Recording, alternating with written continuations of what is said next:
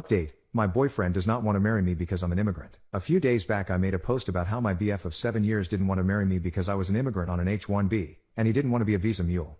I got a lot of wonderful comments and DMs, a few trolls too, but that's expected from Reddit haha, because the thread got locked and the post was subsequently removed. Because I have a low karma account, I was unable to respond to anyone.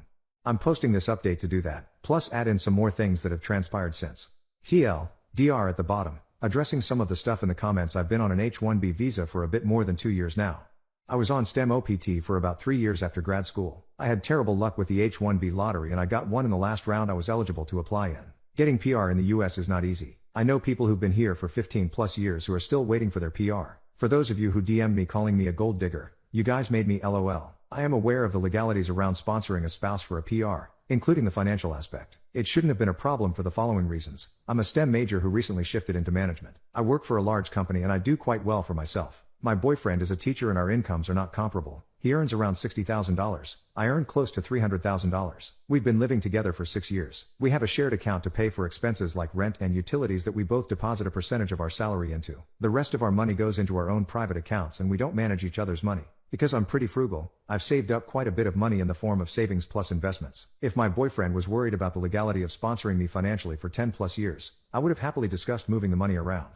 I was even considering buying a house, so we could have made that a joint ownership thing. The point is, we could have figured it out. I haven't relied on him financially ever, and I didn't intend on doing that in the future. I might not have considered everything, but you have to note that I thought about the marriage for visa thing very recently, only when the threat of possibly having to leave loomed over me. This isn't something I'd thought about in detail at all. Regarding my situation back home in Indonesia, I come from a very religious and conservative family and had a horrible childhood. My family doesn't support my career choices. I cut contact with my family when I moved to the US, so they are not in the picture at all. I was on great terms with BF's family. They loved me. Now, for the actual update, he is now my ex-boyfriend. I took a few days to collect myself and then reached out to him wanting to talk. He agreed. It turns out that he has been insecure about earning less than I did for a while. Apparently, his friends have been poking fun at our relationship, calling me the sugar mommy because I take care of most of the expenses. He never told me this until now. He apparently didn't feel like an equal because our pay differs so much, and started feeling that I was only with him as a quick way to get a PR here. I was speechless. I couldn't believe that his friends gaslighted him into doubting our relationship. I reminded him how he had supported me when I was in grad school, like getting me groceries when I had little money to spare, allowing me to stay with him rent-free in my last year of grad school to help me minimize expenses so I didn't have to take out a loan, letting me use his car when I was attending interviews.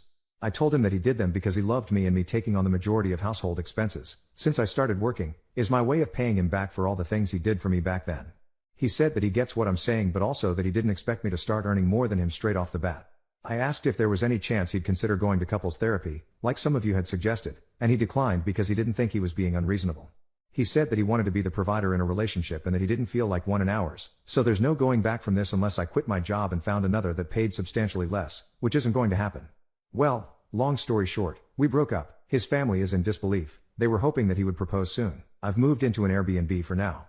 A little bit of good news to end this update with. My company offered me a similar role in a different department. However, this is based out of France, and there's a small decrease in pay. I've always dreamed about living in Europe and I've accepted this offer. I've signed the relocation agreement, and I'll move there in the next 8 to 12 weeks.